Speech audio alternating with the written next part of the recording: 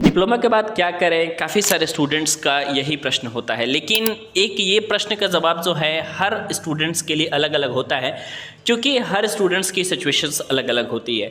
तो मैं आपको सबसे पहले ये बताना चाहता हूँ कि डिप्लोमा के बाद से आपको क्या करना चाहिए। सबसे पहली बात तो आप ये समझ लो कि डिप्लोमा के बाद से जो मैक्सिमम स्टूडेंट है वो बीटेक करने चले जाते हैं, और जो बीटेक करने नहीं जा पाते उनके पास जो है ऑप्शंस रहता है जॉब का।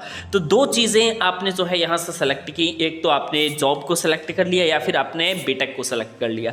अब उनमें से आप में से कुछ लोग जो है ग्रेजुएशन की तरफ चले जाते हैं डिप्लोमा के बाद, मैंने अक्सर देखा है। लेकिन वो काम आपको नहीं करना है, ठीक है। मैक्सिमम लोग जो है बीए करने चले जाते हैं, बीकॉम करने चले जाते हैं, लेकिन इससे कुछ बेनिफिट दोस्तों मिलने वाला नहीं है। यानी जो बेनिफिट मिलेगा आपको डिप्लोमा के बाद से वो सिर्फ और सिर्फ आपको बीटेक करने से ही मिलेगा।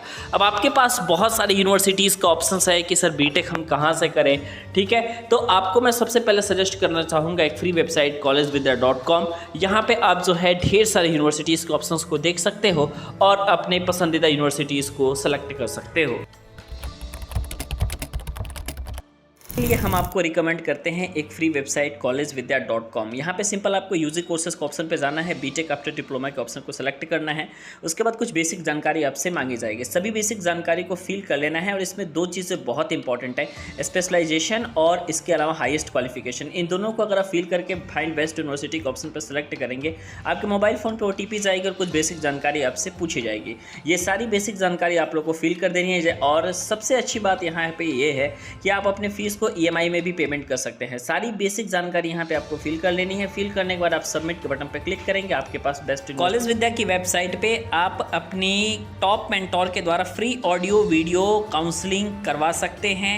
इसके अलावा सबसे अच्छी बात यह है कि यहाँ पे आपको प्लेसमेंट असिस्टेंट और सारी चीज़ें अवेलेबल आपकी होती है। बीटेक अगर आप टॉप के कॉलेज से करते हैं तो बीटेक टॉप के कॉलेज से करने के लिए आपको सबसे पहले याद रखना है कि आपको जो है एंट्रेंस एग्जाम ज़रूर देना होगा, ठीक है।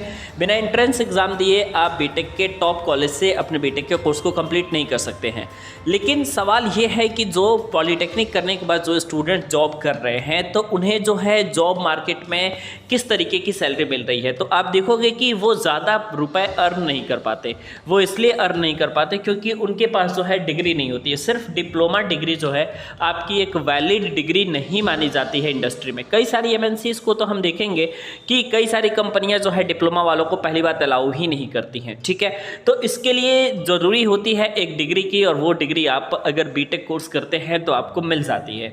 बीटेक कोर्स करने के बाद और पैरेलल में अगर आप जॉब भी कर रहे हैं तो आपके पास जो है बहुत सारी अपॉर्चुनिटी एक साथ आती हैं और काफ़ी सारी चीज़ें आप एक साथ सीख पाते हैं। जैसे कि अगर आप कंपनी में जॉब कर रहे हैं तो जाहिर सी बात है वहाँ पे आपका जो है स्किल का ग्रोथ हो रहा है, ठीक है। इसका मतलब आप वहाँ से जो है अपने स्किल्स को ग्रो कर पा रहे हैं और आपने 3 साल में अपने अच्छे खासे स्किल्स को ग्रो कर लिया और वहाँ से आपने एक्सपीरियंस ले लिया। बाकी अगर आप लेटरल एंट्री के थ्रू बीटेक का कोर्स कर रहे हैं तो जब आप लेटरल एंट्री के थ्रू बीटेक का कोर्स करते हैं तो 3 साल में आप यहाँ पे बीटेक के भी कोर्स को कर ले रहे हैं, पैरेलल में आपने एक्सपीरियंस भी ले लिया है, ठीक है।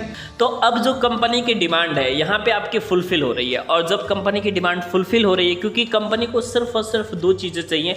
एक तो उनको डिग्री चाहिए, ताकि प्रमोशन उन्हीं का होता है जिनके पास डिग्री होती है।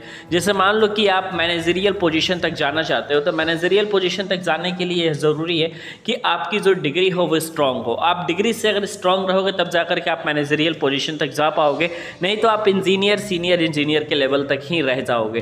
तो डिग्री ज़रूरी है। डिग्री के साथ साथ कंपनी में ये भी देखा जाता है कि आपको काम कितना आता है, मतलब स्किल्स कितनी है।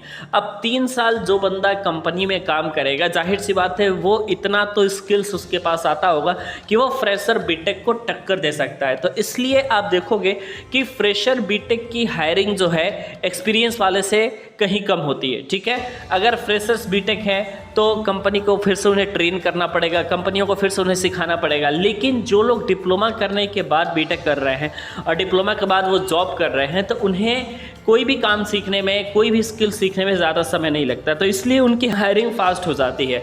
तो ये बहुत ज़रूरी है बताना आप सभी को, क्योंकि इंडस्ट्री में आप देखोगे तो जो लोग 5 साल 7 साल 8 साल से जो जॉब कर रहे हैं, उन्हें इतने दिन जॉब करने के बावजूद भी बीटेक की कमी महसूस हुई और वो लोग 10 साल बाद भी बीटेक के कोर्स को कर रहे हैं। तो बीटेक का कोर्स आप सभी के लिए बहुत ज़रूरी है और साथ साथ में जॉब का रहना भी आपके लिए ज़रूरी है, क्योंकि अगर जॉब रहेगी तो आपकी फाइनेंशियल कंडीशन भी ठीक रहेगी और इसके साथ ही साथ जो है आप एक अच्छा स्किल्स भी अर्न कर सकते हैं, क्योंकि कंपनी में स्किल सीखना बहुत ज़्यादा ज़रूरी होता है।